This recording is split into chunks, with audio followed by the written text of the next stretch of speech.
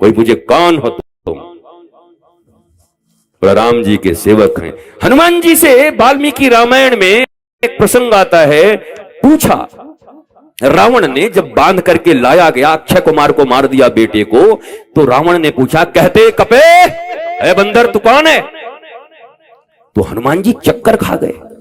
अरे बोला पूछा होता राम जी कौन है तो मैं नवधा रामायण कर देता, अभी हमसे बढ़िया कथा कौन कहेगा। मैं कौन हूं ये आज तक तो मैंने विचार ही नहीं किया। मैं राम जी का भगत हूं, राम जी का, मैं क्या करूं, मैं कौन हूं? चुप हो गया। रावण मुस्कुरा रहा है, बोल। और माता जानकी ने उनको दिया था चूड़ामणि। हनुमान जी ने चूड़ामणि की ओर देख करके कहा मां बड़ी बेइज्जती हो गई, राम दूत बन के आए थे, रावण ने परीक्षा ले लिया, हम तो फेल हो गए। जानकी जी ने कहा अगर राम जी का नाम डूबा तो जो सुत बोली हूं बेटा ना, वो पदवी छीन लूंगी तेरे से, जवाब दे। अरे बोला मुझे याद, मैं क्या बताऊं। तो जानकी जी और हनुमान जी के बीच वार्ता चल रही है। हनुमान जी ने कहा मुझे कुछ नहीं आता। जानकी जी ने कहा गुरु बनाएगा? बोला आप तो पक्की गुरु हैं, मैं अभी से दीक्षा ले रहा हूं, बताओ। तो जानकी जी को गुरु बनाया हनुमान जी ने। ज्ञानी नाम अग्रगण्यम होंगे, पर जानकी जी को गुरु बना की जी ने उनको प्रबोध दिया। और जब प्रबोध दिया तो हनुमान जी ने कहा दासोहम कौशलेंद्रस्य। ऐ रावण सुन, मैं दास हूं भगवान कौशलेंद्र का।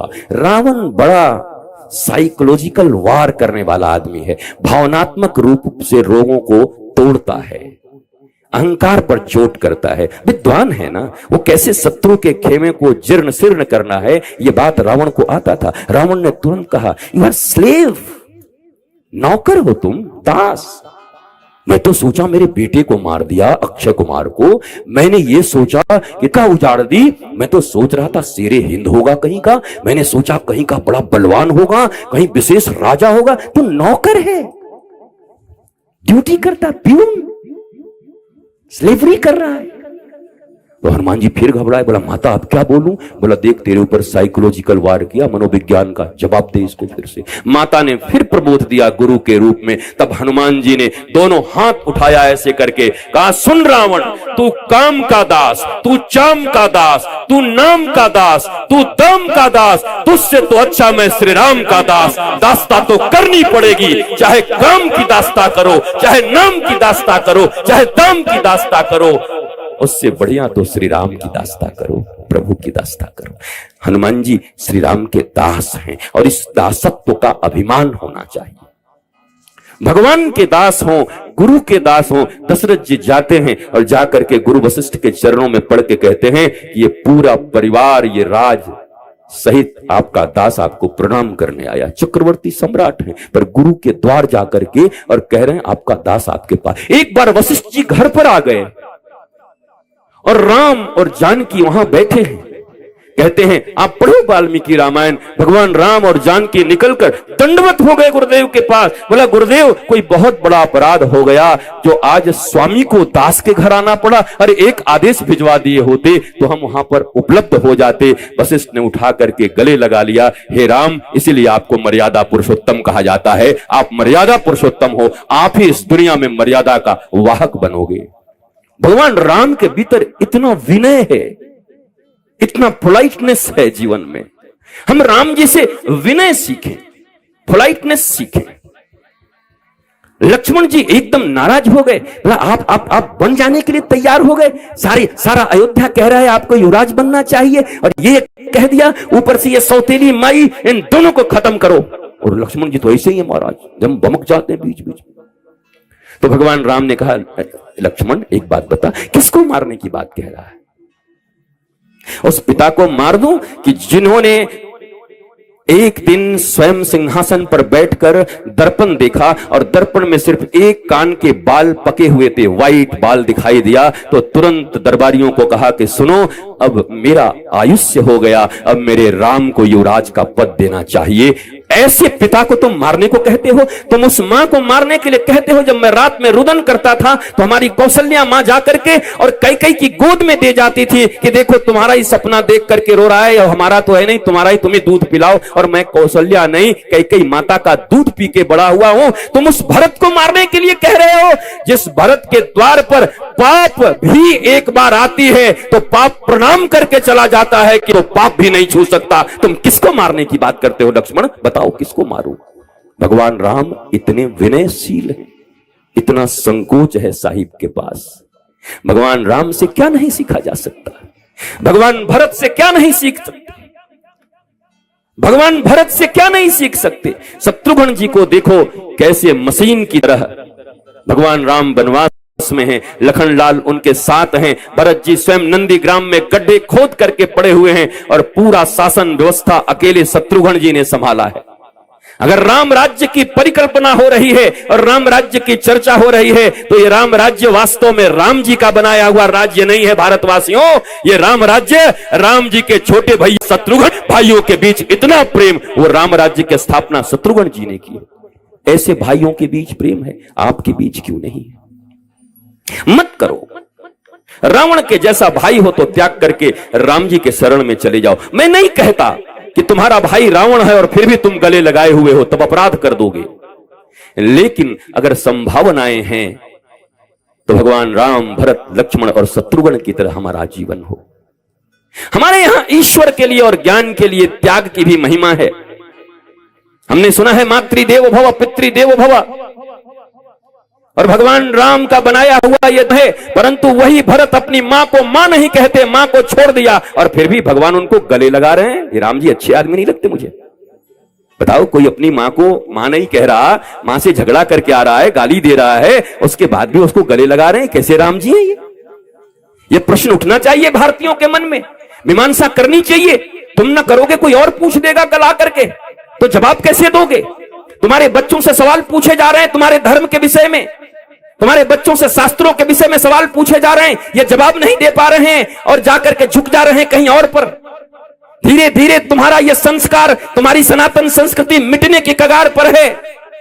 कितने घर बनवाओगे, कहां कहां घर बनवाओगे? उन घरों में रहेगा कौन?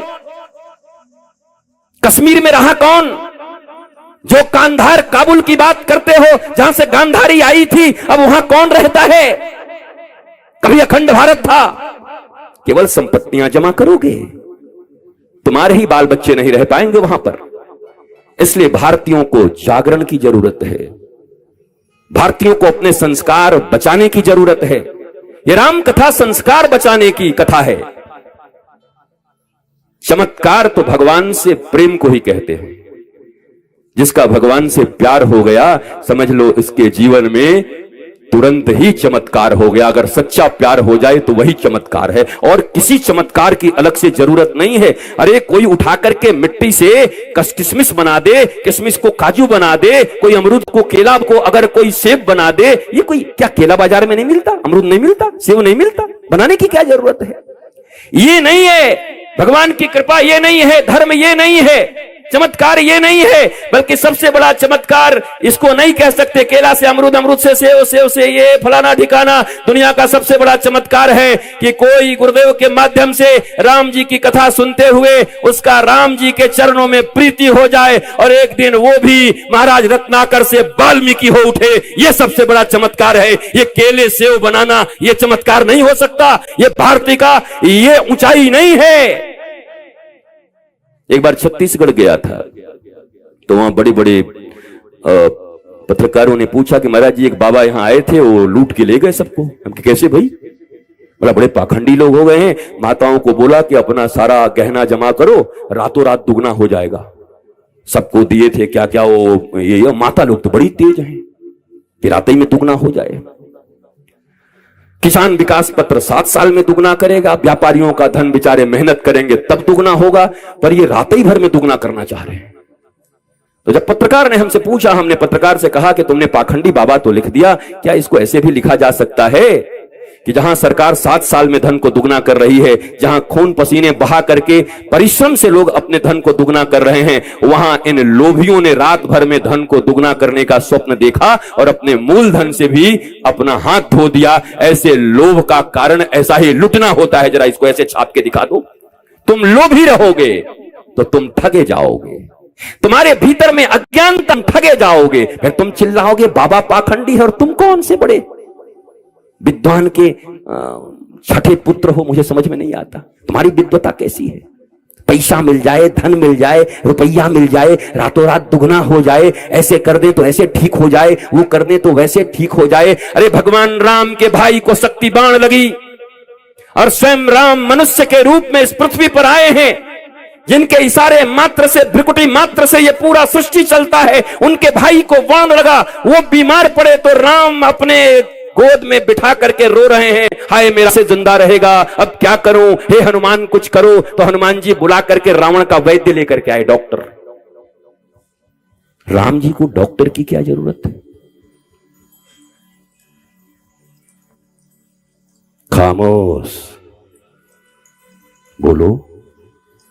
राम जी हैं भाई, भगवान अपना भाई, वो तो ऐसे करें, ओम ऐं ह्रीं क्लीं चामुंडाई भक्षाई नमः, वो भी बोलने की जरूरत है? भगवान बिनु हरि कृपा त्रिनयन डोलाई। जवाब दो, चमत्कारों के पीछे भागने वाले, जवाब दो भारतीयों। जिन राम की कथा में राम ही मनुष्य के रूप में आकर के ऐसा आदर्श प्रस्तुत कर रहे हैं कि मानवीय जीवन में मानवीय तरीके से ही समस्याओं का समाधान, कर्म के माध्यम से ही समाधान हो सकता है, तुम किस चमत्कार की बात करते हो? चमत्कार राम जी के चरणों में प्रेम है, उनका दिया हुआ ज्ञान है, नॉलेज है, वो जैसे चले वैसे चलोगे तो जीवन में चमत्कार होगा। नहीं तो ये चमत्कार हमारे सारे रोजगार छीन लेंगे एक दिन। हाय हाय करते घूमोगे, इतना जल्दी कुछ नहीं होता।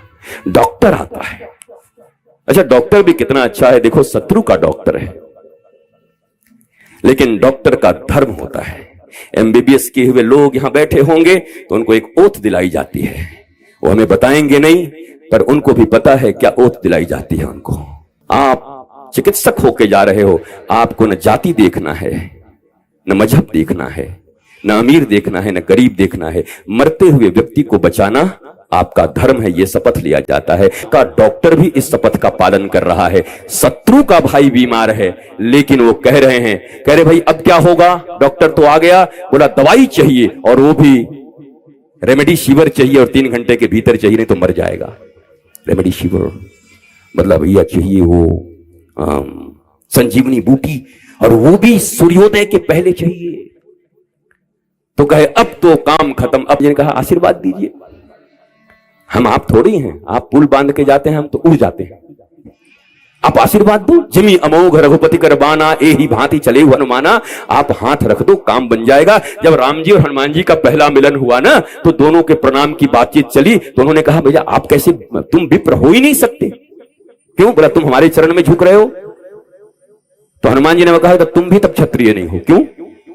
बोला तुम भी अगर चरण में विप्र देख करके नहीं झुके, अगर मैं नकली विप्र हूं तो तुम भी नकली क्षत्रिय। महाराज तुम भी भगवान हो, मैं तुमको पहचान गया हूं। राम जी का हमारा तो भेद खुल गया महाराज, हम तो बहुत कुछ ही बन के आए थे।